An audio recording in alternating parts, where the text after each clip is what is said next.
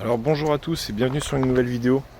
Aujourd'hui, ça fait quelques temps, la clim est morte. Il n'y avait plus de gaz, donc j'ai fait retirer le restant du gaz et je vais déposer le radiateur. Le 4x4 est là que pour du franchissement. Donc ce qui se passe en fait dans les passages boueux, la boue vient se mettre, vient donc traverser le radiateur de clim, se glisse entre les deux radiateurs et va se coller sur le radiateur, ça bouche les deux radiateurs. Au lavage après, du coup il y a le radiateur de clim qui gêne. Donc derrière ça reste encore pas mal boueux. Les ailettes sont colmatées. Donc déjà ce que j'ai fait, c'était tout simple. J'ai retiré la courroie de clim. Donc c'est la petite courroie qui est ici là, en bas, qui passe sur le rechargeur de clim, qui prend la petite poulie et qui va se mettre sur la grosse poulie là-bas. Donc ce qu'il faut faire, alors pour enlever la courroie, il faut donc desserrer la poulie qui est là. C'est une clé de 12, donc il faut prendre une clé de 12 à œillet et la glisser comme ça. Pour ce faire, j'avais retiré le filtre à air et les durites pour avoir plus de place. Une fois que donc la vis de la poulie elle est défaite, vous pouvez desserrer donc celle-ci qui fait serreur. Donc ça va donner du jeu à la poulie qui va descendre toute seule et vous pourrez retirer la courroie sans difficulté. Donc là déjà, ça c'était déconnecter donc la clim, le compresseur de clim. Faire en sorte que le système ne tourne plus. Après donc j'ai fait vider le réseau. Et là donc je vais attaquer le démontage du radiateur de clim. Donc le radiateur a l'air d'être fixé en 2 points, ici et là. Je vais déposer tous les éléments devant, la traverse, je sais pas trop ce que c'est, le klaxon, desserrer les 2 raccords, donc celui-là et celui-ci. Et je pense que le radiateur devrait sortir. Du coup j'ai passé les durites d'air en silicone, parce que j'en avais pas mal qui étaient craquelés. J'avais un bricolage qui avait été fait au niveau de ce T-là. Ici, ça partait dans un morceau, après ça repassait en plus petit diamètre. C'était craquelé, ça fuyait, du coup j'avais plus d'assistance de frein ou l'embrayage, ça merdait. Donc j'ai pu refaire jusqu'à là-bas, et toutes les durites d'air, donc de la membrane de la pompe, jusqu'à la pression turbo, de la wastegate. Enfin bon voilà, j'ai pris 5 mètres et j'ai mis des petits bouts un peu partout, quoi. Là où c'était que du passage d'air. Et oui, tout ça c'était pour solutionner donc le problème, parce que j'avais des pertes de freinage, que ce soit en TT ou sur route. La pédale devenait toute molle et ça freinait pas bien. Et en fait c'est parce que ici c'était craquelé. C'était une petite durite de merde, c'était craquelé et du coup l'air passait ici. Ce qui fait que ça rejoignait plus le système et ça allait plus donc au master vague de frein et au master vague d'embrayage. Donc moi ça me faisait tout merder, donc j'ai tout passé en silicone.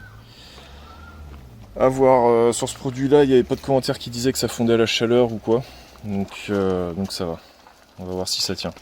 Pour ce qui est du radiateur je vais m'y mettre. C'est vrai aussi j'avais fait ce système là, j'avais pété un peu toutes les vis, tout ça, toutes les vis avaient pété même d'elles-mêmes.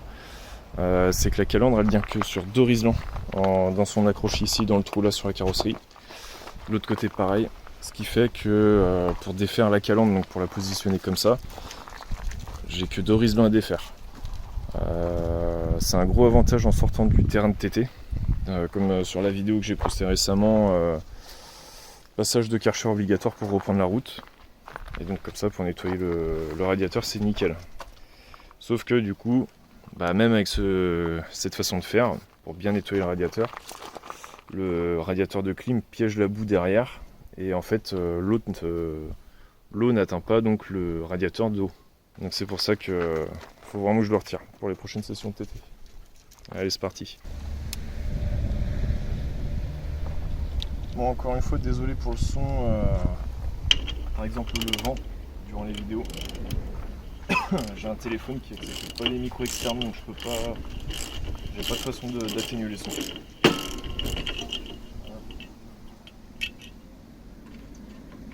Donc ça, on verra plus tard si on rachète du matos. La qualité on l'a déjà, mais c'est vrai que c'est le son qui manque.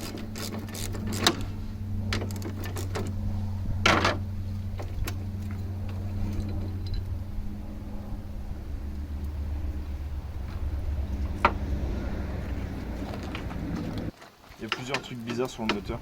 En fait, on s'est rendu compte, donc je l'ai acheté, il n'y avait quasiment aucune facture. Juste une facture de distribution et une facture d'embrayage. Et apparemment, en y regardant avec d'autres aussi, la culasse a l'air d'être neuve. Donc c'est plutôt cool. Neuve dans le sens où elle est encore brillante, tout ça. Elle est pas vieille. Donc déjà ça nous a rassurés. Mais aussi ce qu'on a vu c'est que, alors c'est un Patrol de 1990. Et apparemment ceux de 90 ont la pompe donc à vide qui là se situe ici. Normalement sur ces modèles là c'est situé au niveau de l'alternateur.